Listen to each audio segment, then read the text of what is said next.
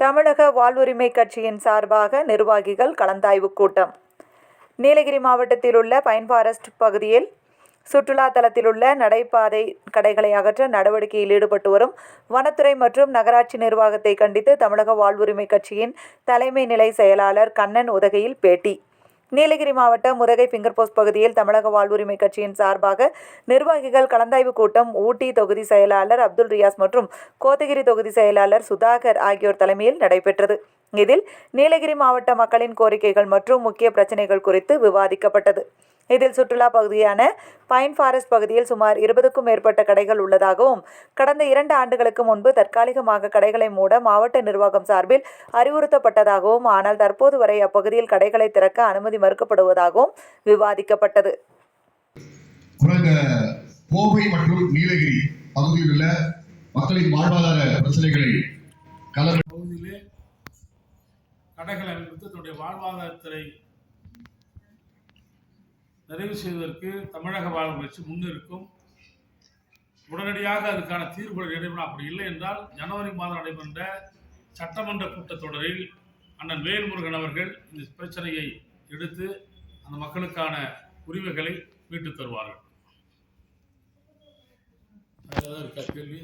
நீலகிரி மாவட்ட பத்திரிகை ஊடக நிறுவனத்திற்கு தமிழக வாழ்வுரிமை கட்சியுடைய தலைவர் அண்ணன் முத்தமிழன் சார்பில் வணக்கத்தை முதற்கண் வெளிக்காட்டிக் கொள்கிறேன். என்னுடைய பெயர் கண்ணன், தமிழக வாழ்வுரிமை கட்சியுடைய தலைமை நிலைய செயலாளர். இன்று நீலகிரி மாவட்டத்திற்கு உட்பட்ட கோத்தகிரி, ஊட்டி சட்டமன்ற தொகுதிகளுக்கான நிர்வாகிகள் கலந்தாய்வு கூட்டம் நடைபெறுகிறது. இந்த கூட்டத்திற்கு ஊட்டி சட்டமன்ற தொகுதி செயலாளர் ரியாஸ் அவர்களும் கோத்தகிரி சட்டமன்ற தொகுதி செயலாளர் சுதாகர் அவர்களும் முன்னின்று நடத்தி கொண்டிருக்கிறார்கள். இப்போ பார்த்தீங்கன்னா அந்த பைன் ஃபாரஸ்ட்னு ஒரு இடம் இருக்கு. சுற்றுலா பயணிகளை நம்பி வாழுகிற மக்கள் தான் நீலகிரி மாவட்டம் ஃபுல்லாக வாழுறாங்க.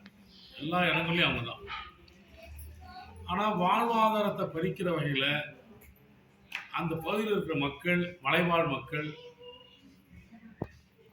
அந்த மக்கள் சுற்றுலா பயணிகளை நம்பி வைக்கின்ற சிற்றுண்டி கடைகளை இந்த ஊட்டி மாநகராட்சி இல்லை ஊட்டி நகராட்சியுடைய அதிகாரிகள் மற்றும் வனத்துறையும் சேர்ந்து அப்புறப்படுத்திருப்பது வன்மையாக தமிழக அரசு கண்டிக்கிறது.